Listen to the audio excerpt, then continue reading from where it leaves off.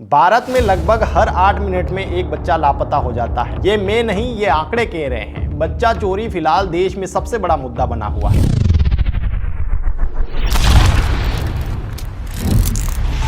आज के वीडियो में बच्चा चोरी की घटना को लेकर विस्तृत चर्चा करेंगे। आप कैसे अपने बच्चे को बचा सकते हैं, आंकड़े क्या कहते हैं, अगर कोई संदिग्ध आपके घर के आसपास दिखाई दे तो क्या करना चाहिए। चलिए एक एक करके समझते हैं। मेरा नाम पंकज कुमार है, आप टीम टीएसपी देख रहे हैं। सबसे पहले बात करते हैं आंकड़ों की। हाल के वर्षों में गृह मंत्रालय के आंकड़ों के अनुसार हर साल लगभग 49,000 से 83,000 बच्चों के लापता होने की रिपोर्ट दर्ज की जाती है। वहीं प्रेस इंफॉर्मेशन ब्यूरो के आधिकारिक आंकड़े 2017 से 2019 के दौरान प्रति वर्ष करीब 47,000 से 49,000 बच्चों के लापता और बरामद होने की जानकारी देते हैं।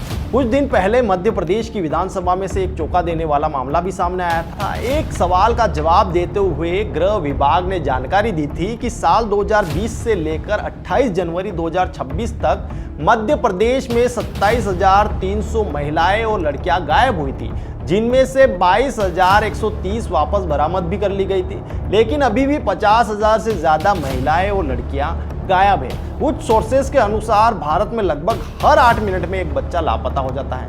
लेकिन क्या अन्य देशों में भी इसी तरह बच्चे लापता होते हैं? ग्लोबल मिसिंग.org की एक रिपोर्ट के अनुसार ऑस्ट्रेलिया में अनुमानित तौर पर हर साल 20,000 बच्चों के लापता होने की सूचना मिलती है। कनाडा में अनुमानित तौर पर प्रति वर्ष 45,288 बच्चों के लापता होने की सूचना मिलती है। जर्मनी में अनुमानित तौर पर हर साल 1 लाख बच्चों के लापता होने की सूचना मिलती है। ग्लोबल मिसिंग.org का आंकड़ा कहता है कि भारत में अनुमानित 96,000 बच्चे प्रति वर्ष लापता हो जाते हैं। जमैका में वर्ष 2015 में अनुमानित 1,984 बच्चे लापता होने की सूचना मिली थी। रूस में वर्ष 2015 में अनुमानित 45,000 बच्चों के लापता होने की सूचना मिली थी। स्पेन में अनुमानित तौर पर हर साल 20,000 बच्चों के लापता होने की सूचना मिलती है। यूनाइटेड किंगडम में अनुमानित तौर पर प्रति वर्ष 1,12,853 बच्चों के लापता होने की सूचना मिलती है। संयुक्त राज्य अमेरिका में अनुमानित तौर पर हर साल 4,60,000 बच्चों के लापता होने की सूचना मिलती है। ये वो देश है जिनके आंकड़े उपलब्ध है। कई ऐसे देश हैं जिनके आंकड़े उपलब्ध नहीं हैं। अब बात करते हैं, अगर आप अपने बच्चों को बचाना चाहते हैं बच्चा चोरी से, तो कौन सी वो चीजें हैं जो सबसे पहले आपको जानना चाहिए। सबसे पहले अपने बच्चों को आपको मानसिक रूप से तैयार करना होगा। कई माता पिता अपने बच्चों को बच्चा चोरी की फैल रही खबरों के बारे में नहीं बताते हैं, नहीं पता चलने देते हैं। माता पिता सोचते हैं कि ये उनके ऊपर गलत असर डाल सकता है, लेकिन ऐसा नहीं है। जब तक कि आप अपने बच्चे के सामने नहीं बताएंगे तब तक बच्चा समझ ही नहीं पाएगा कि ये सब होता भी है। समय आने पर बच्चा उस सिचुएशन को समझ ही नहीं पाएगा और कोई एक्शन या रिएक्शन दे ही नहीं पाएगा। अक्सर बच्चा चोर बच्चों को चॉकलेट, खिलौने या अलग अलग लुभावनी चीजों का लालच देते हैं। बच्चों को समझाना है कि किसी भी अनजान व्यक्ति से ऐसी चीजें ना ले और आसपास किसी को अन्य को इसकी सूचना भी दे दे। अगर ऐसा कोई आपको बोल रहा है कि जैसे चॉकलेट दूंगा या फिर मोबाइल दूंगा तो मेरे साथ आ जाए, अगर ऐसी चीज़ें होती है तो अपने बच्चे को समझाइए कि वो आसपास जो भी वहाँ पर उपस्थित है या कोई ऐसा नॉन परिचित दिखाई दे रहा तो उसको तुरंत इसकी सूचना दे। अगर आपको कोई पकड़ने की कोशिश कर रहा है, बच्चों को ये समझाना है कि अगर कोई पकड़ने की कोशिश करे तो जोर जोर से चिल्लाना शुरू कर दीजिए। बच्चों को घर के 2-3 मेंबर के नंबर ज़रूर याद करवाइए, क्योंकि बच्चों की मेमोरी बड़ी शार्प होती है और वो आसानी से नंबर याद कर सकते हैं। तो बच्चों को अपने घर में 2-3 नंबर जरूर याद कराइए। कई बार गैंग कहती है कि तुम्हारे पापा ने भेजा है, तो बच्चों को बताइए कि अगर ऐसा आपसे कोई कहता भी है तो एक बार घर पर जरूर कंफर्म करें और ऐसे ही हर किसी के साथ ना चले जाए। अब बात करते हैं, अगर कोई आपके घर के आसपास संदिग्ध या बच्चा चोर गिरोह पकड़ा जाए तो आपको क्या करना है। यहाँ मैं आपके सामने 2 उदाहरण रखना चाहता हूँ और वो दोनों ही ताज़ा उदाहरण है। पहला मामला है पाली का। पाली में बच्चा चोर समझकर एक बुजुर्ग महिला को ग्रामीणों ने लाठी डंडों से पीटा। हमले में महिला गंभीर रूप से घायल हो गई। बीच बचाव में आई बेटी को भी हल्की चोटें आई। जानकारी के अनुसार 58 साल की महिला 20 वर्षीय बेटी के साथ सोमवार को एक गांव में गोंद बेचने के लिए आई थी। वहां मनरेगा में काम कर रहे ग्रामीणों ने उन्हें बच्चा चोर समझ लिया। माँ बेटी ने ग्रामीणों को अपना आधार कार्ड भी दिखाया, लेकिन वे नहीं माने। लोगों ने उन्हें घेर लिया। महिलाओं ने बुजुर्ग महिला के ऊपर लाठियों से बेरहमी से हमला कर दिया। पुलिस ने मामला दर्ज कर मारपीट करने वालों के खिलाफ जो है मामला दर्ज कर लिया और उनको गिरफ्तार भी कर लिया। ये पहला मामला है। दूसरा मामला है प्रतापगढ़ का। प्रतापगढ़ में कल रात एक संदिग्ध महिला पाई जाती है।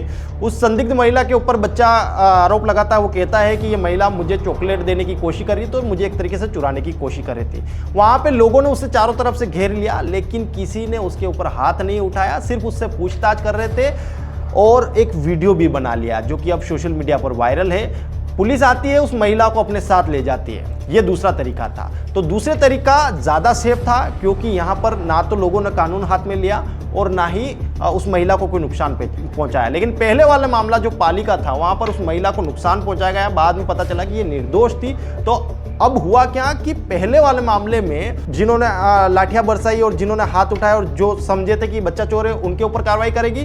दूसरा, एक निर्दोष को आपने मारा, मतलब कहीं ना कहीं अनैतिक तरीके से ये कार्रवाई हो गई। तो आपको कहीं पर भी अगर आपको लगता है कि कोई बच्चा चोर है या फिर ये बच्चा चोर हो सकता है, आपको शक अगर किसी के ऊपर है, तो आपको सिर्फ जानकारी लेनी है। आपको लगता है कि ऐसा कुछ है तो आपको पुलिस को इन्फॉर्म करना है। क्यों?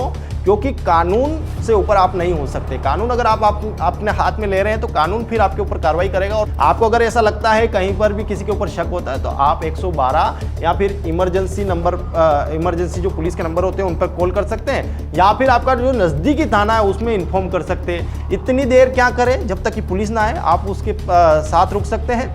और ये भी ध्यान रखें, होता क्या है, जब भी भीड़ इस तरीके से कोई माहौल बनाती है और भीड़ जो है टूट पड़ती किसी एक आदमी पर, एक औरत पर या फिर किसी गिरोह पर, उसके साथ मारपीट करती है और कई बार ऐसे मामलों में जान चली जाती है।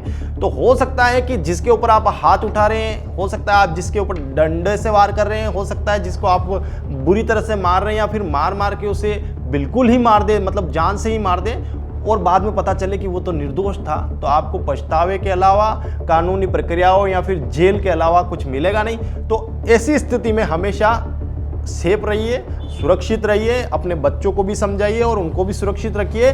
और किसी भी तरीके की जो फेक खबरें होती है उन्हें फैलाने से बचिए। हमेशा वेरीफाई कीजिए, क्योंकि ऐसे माहौल में जब अभी हर तरफ जो है फेक वीडियोस आ रहे हैं, कई सारे ऐसे वीडियोस आ रहे हैं जो बहुत सालों पुराने हैं और अब वो सर्कुलेट किए जा रहे हैं सिर्फ और सिर्फ डराने के लिए, चंद व्यूज़ पाने के लिए। तो मुझे उम्मीद है कि आपको ये वीडियो कुछ हद तक ये समझाने की कोशिश ज़रूर करेगा कि बच्चों को कैसे बचाया जा सकता है, या फिर फेक खबरों से कैसे बचाया जा सकता है, या फिर ऐसी सिचुएशन अगर क्रिएट होती है तो आपको क्या एक्शन उठाने चाहिए। मेरा नाम पंकज कुमार है, आप टीम टीएसपी देख रहे हैं। आप ये वीडियो कहाँ से देख रहे हैं, या फिर आपके क्षेत्र में या फिर आपके आसपास गाँव में भी क्या ऐसी घटनाएं हो रही है, आप कमेंट ज़रूर करिए। धन्यवाद।